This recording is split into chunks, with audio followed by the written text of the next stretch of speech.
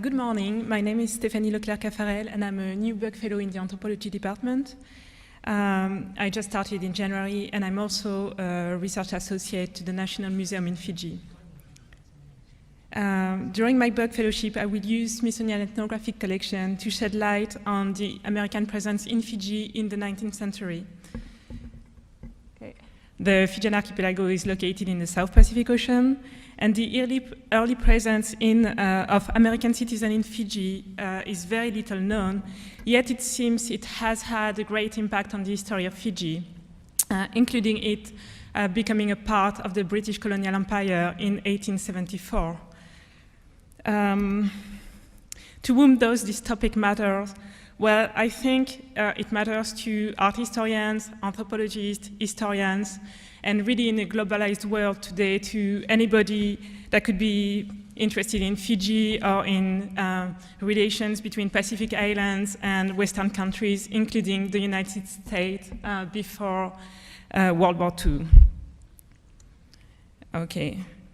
I mostly use ethnographic collection. I use museum artifacts as primary sources to study my topic, mainly because in the period I examine, most, if not all, written documents were only produced by Americans or Europeans. Ethnographic collections shed light on these encounters in a very different way, whether they were given away willingly by Fijians or if they were taken by force, which I very rarely observe in collection from Fiji. They shed light to those encounters very differently. I'm sorry, I'm a bit nervous. Okay, so I also use contemporary ethnography that helped me perceive important concepts, important practices, and how they evolved over time in Fiji. For example, the importance of whale's teeth or the relevance of some colors in Fiji. So that's how I use contemporary ethnography. So let me give you a few examples from the collections. Okay. Two collections that are kept here at NMNH, and I'm going to talk about these. In 1840, the US exploring expedition undertook an extensive survey of the Fijian archipelago, and the collection that was produced then is one of the largest collections kept outside Fiji today. It's a very important historical collection with more than 800 artifacts still held by NMNH today. And in 2009, I was here as a graduate fellow and I studied them extensively, and I'm still using that collection a lot for historical perspective. In Fiji, the crew of the US exploring expedition under Captain Wilkes had access to very significant artifacts, historically and culturally speaking. For example, they collected the earliest Fijian figures which are associated with pre-Christian beliefs that are known in the world, as well as two very important Fijian masks. Wilkes and his men also accessed objects of prestige, such as body ornament of chiefs, and these include a unique headdress that we know from the narrative of the voyage was given by the chief of Somosomo, a very important chiefdom in the 19th century in northern Fiji, to Wilkes himself. That's what remains of it today. And you can see here the remains of a few red feathers and quite a lot of white bar cloth. These materials are indicative of a very important artifact, and it must have been a very prestigious gift, especially because it was an artifact connected with the head, which is the most sacred body part in Fiji of a high-ranking individual, somebody connected with the gods. So it must have been a very prestigious gift from one high-ranking individual to another one, the chief of the US exploring expedition. And interestingly, Wilkes mentioned that headdress very briefly in his narrative, So this is a typical example where one artifact actually carries more information in its own materiality than what's been written about it.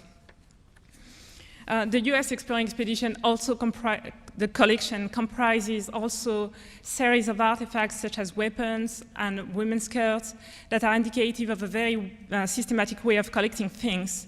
Yet it comprised very little whale ivory, even though whale ivory was probably the most valuable thing in Fiji by that time already. Even after 3 months in the archipelago, the US exploring expedition crew could hardly obtain anything made of whale ivory.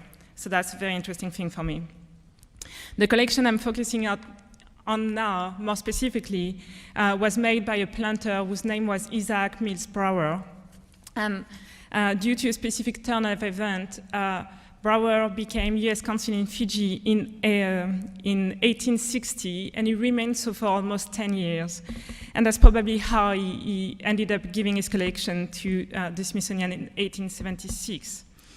I've seen that. There is very little in the literature about Brower, so the collection is a case in point because that's basically what I've got at this point to understand Brower's presence in Fiji.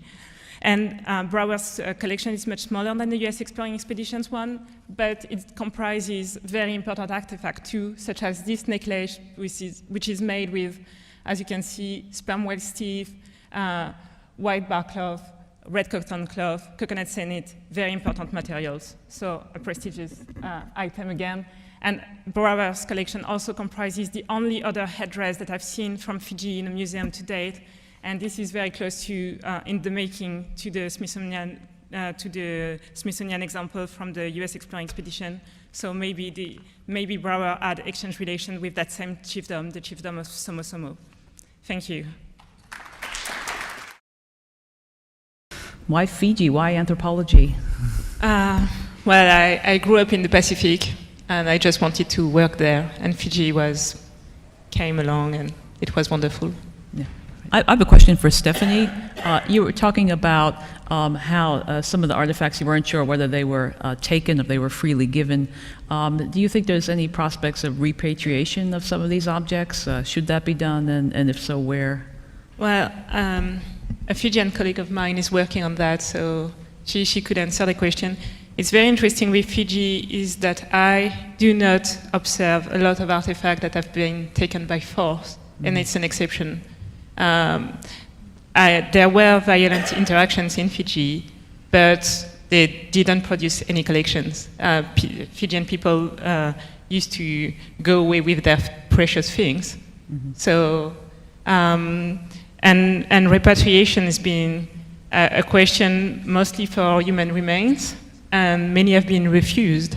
So, Fiji is a very interesting place.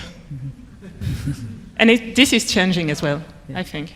Yeah, this is a question for Stéphanie. I really appreciated you pointing out a few different audiences that the research that you're working on might be helpful for, in particular folks that are interested in globalization. I was wondering if you could talk a little bit more about that.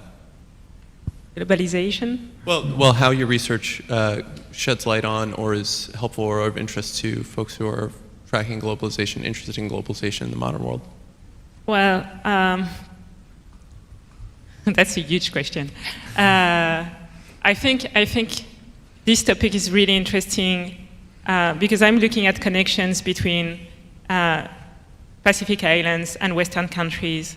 And what's really interesting with that topic is that the US presence in the Pacific before World War II is very little known. And in Fiji, it was completely decisive. But of course, there were no colonial link. So I think we only have one way to look at connections with Western countries and Pacific countries. It's the colonial link. And that's another type of connections. And basically, they were US citizens were planters, traders, whale hunters. So they did a lot of economic connections. So that's something to look at.